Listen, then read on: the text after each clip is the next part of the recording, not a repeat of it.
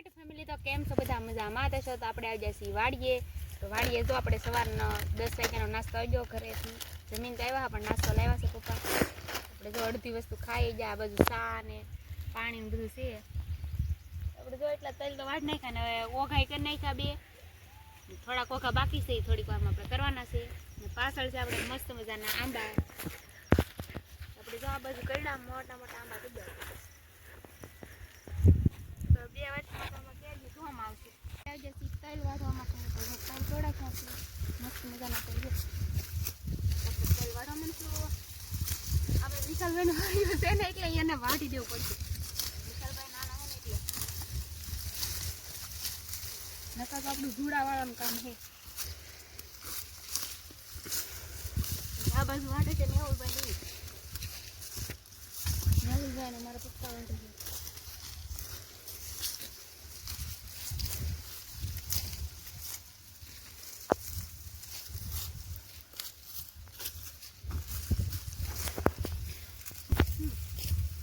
મારી બાજરી પાકી ગઈ છે, તલ વાટીને બાજરીનો વારો લેવાનો છે.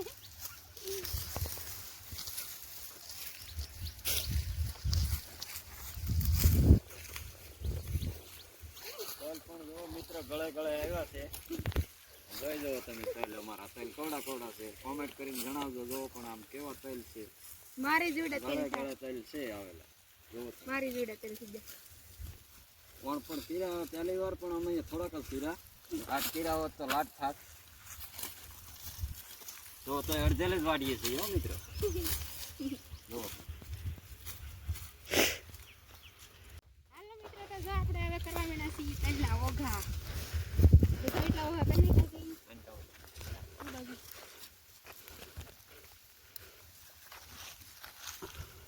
આવી રીતે કંઈક કરવાના હોય છે તલના ઓઘા. પછી હવે દોરી બાંધી દીધી, વાવાઝોડું આવે તો પડે નહીં, ઢાંક દેવાય.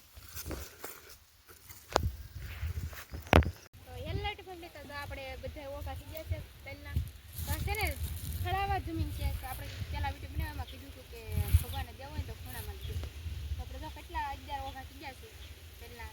જોરદાર તલે જોરદાર છા છે ને એટલી એવી જમીન છે. જો ખૂણો જ છે, ખાલી ખૂણામાં લીધું એટલા તલ છા.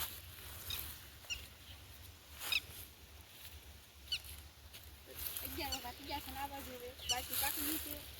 હવે તલનું કામકાજ પૂરું કરે કે બાજુનો વારો આવે. તલનું કામકાજ પૂરું થઈ ગયું. હવે 4-5 દિવસ આને ખેરતા થાય. ફૂંકાય ત્યાં સુધી હમણાં ખેર ખાઈ નહીં થાય. 4-5 દિવસ લઈ જશે તો આપણે તલના ઓઘા કરી નાખાશે. જો આપણે દેશી રીતનું પપ્પાએ ઓઘા કરી ને આપણે એવી નાખીશું. તો આપણે ખેરશું એનો વિડીયો પાર્ટ 2માં આવશે. તલનું કામકાજ તો આજ પૂરું થઈ ગયું છે. તો ફરી મળીશું નવા વ્લોગ સાથે. Bye bye.